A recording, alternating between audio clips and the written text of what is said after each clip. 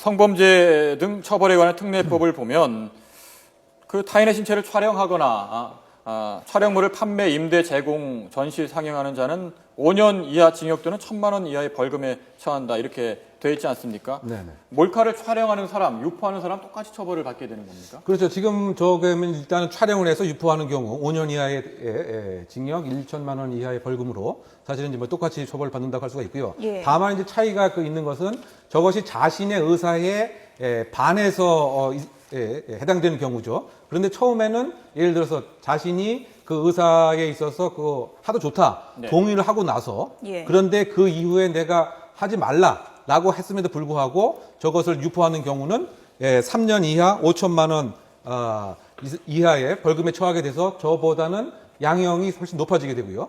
또 저와 같이 촬영된 것을 이제 그 우리가 얘기하는 사이버 공간에 네. 유포를 해서 더 날르거나 판매를 하는 경우, 다만 여기에서는 영리 목적이 있어야 됩니다. 예. 영리 목적이 있는 경우에는 7년 이하 3천만 원 이하의 벌금에 처하도록 되어 있습니다. 예. 따라서 어쨌든 그 행위 양태는 동일하지만 그 목적성과 그다음에 상대방이 동의했느냐 여부에 따라서 처벌 수위는 달라진다라고 얘기할 수 있습니다. 명시는 그렇게 돼 있지만 실질적으로 그 수위를 판단한다는 건 상당히 좀 애매모호할 수 있지 않습니까? 네, 그래서 지금까지 뭐 판례에서도 사실 좀 오락가락하는 경향이 있었습니다. 그 여성의 특정한 신체 부위만을 집중해서 촬영했는지 예. 아니면 전체로 다 했는지에 따라서 양형이 사실은 상당히 그 달라지는 예. 경우가 있었기 때문에 사실은 그 양형의 그 일관된 기준을 마련해서 이와 예. 같은 범죄의 억지력을 확보하는 것이 중요하지 않나 보입니다.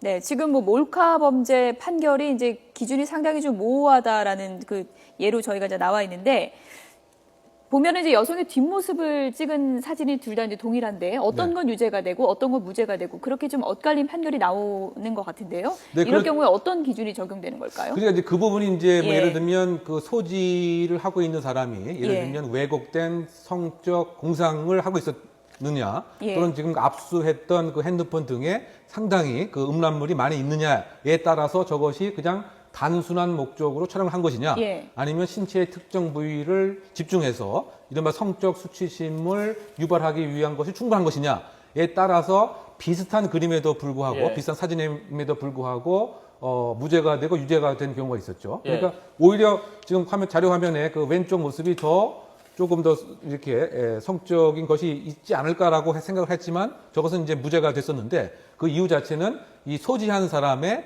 일상적인 어떤 성적 비행이 평상시에 있었느냐 예. 또 압수했던 디지털 증거에 여러 가지 음란물이 체계적으로 저장되어 있었느냐에 따라서 상당히 그 정황을 좀 보는 그렇죠. 거군요. 네.